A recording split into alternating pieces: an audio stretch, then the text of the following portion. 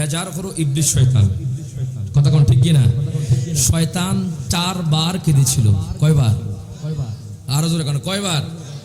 4 বার কেঁদেছিল। তার মধ্যে একবার হলো, কিতাবের নাম হলো আল বেদায়া ওয়ান নিহায়া। আল্লামা হাফিজ ইবনে কাসির নোট করছেন যে যখন মায়ার নবী রহমাতুল লিল আলামিন নবী যখন দুনিয়ার মধ্যে আগমন করেছেন, তখন শয়তান গড়াইয়া গড়াইয়া হাউমাউ করে কান্না করেছে, আমার নবী এসে গেছে আর উম্মতকে জান্নাতে নেওয়ার জন্য। শয়তান তো চ্যালেঞ্জ করেছে, আল্লাহ আমি তোমার বান্দাদের সবাইকে জাহান্নামে নিব। যেরকম নাউজুবিল্লাহ। কার সাথে চ্যালেঞ্জ করেছে? যে আল্লাহ আমি তোমার সকল বান্দাকে জাহান্নামে নিব।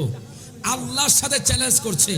আল্লাহ বলে, চ্যালেঞ্জ করছো? শোনো, আমি আখিরি জামানায় আমার হাবিব মুহাম্মদুর রাসূলুল্লাহ সাল্লাল্লাহু আলাইহি সাল্লামকে যখন পাঠাবো, আর আমার উম্মত আমার বান্দা যখন আমার হাবিবকে ভালোবাসবে, 5 ওয়াক্ত নামাজ পড়বে, সিজদা দিবে, তুমি শয়তানের পাওয়ার শেষ হয়ে যাবে, আমার বান্দারা জান্নাতে প্রবেশ করবে। আমরা সেই নবীর উম্মত হতে পেরে খুশি না বেজার? আরে কেন খুশি হব না বাজান? কেমন নবীর পাওয়ার জানেন? আবার আল বেদায়া ওয়ান নিহায়া ওই কিতাবের মধ্যে আল্লামা হাফিজ ইবনে কাসির নোট করতেছেন। বাজান মনে রাখবেন, এখন দেখবেন যখন আজান হয়, দেখবেন মানুষ রাস্তার মধ্যে নামাজ পড়ে, দেখবেন মানুষ ক্ষেতের মধ্যে নামাজ পড়ে, দেখবেন মানুষ ফার্মের মধ্যে নামাজ পড়ে, দেখবেন মানুষ দোকানপাটে নামাজ পড়ে, বাড়িঘরে নামাজ পড়ে। এখন প্রশ্ন, মসজিদ থাকতে দোকানপাটে কেন নামাজ? মসজিদ থাকতে রাস্তার মধ্যে কেন নামাজ? মসজিদ থাকতে ক্ষেতের মধ্যে কেন নামাজ? তো হুজুর ওইখানে কি নামাজ হবে? হবে। এখন ওই হবে যে, এটার কারণ কি?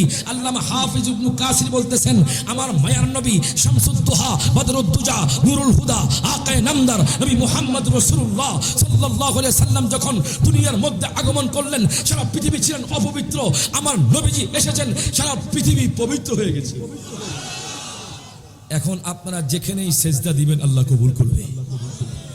তো সেই নবীর মিলাদুন নবী করছে আজকে সেই আব্দুল কুদ্দুস, মরহুম আব্দুল কুদ্দুস মেম্বারের পরিবারগণ, তারা ধন্য। কথা কন ঠিক কি না? সবাই এরকম মাহফিল করতে পারে না, এবং সবাই আসতেও, যাদের নসিব ভালো, আমার মাইকের আওয়াজ যারা শুনতেছেন, নসিব যাদের ভালো হবে তারা অবশ্যই এখানে আসবে। আর না হয় ইবলিস শয়তান বলবে, এই তোমরা যদি মাহফিলে যাও আমার পাওয়ার শেষ হয়ে যাবে। সেই জন্য বলি, ইবলিস শয়তানকে লাথি মেরে নবীর জান্নাতের বাগানে আসেন। হাত তুলে কোন ঠিক না বেঠে? দুরূদ শরীফ পড়ে আল্লাহুম্মা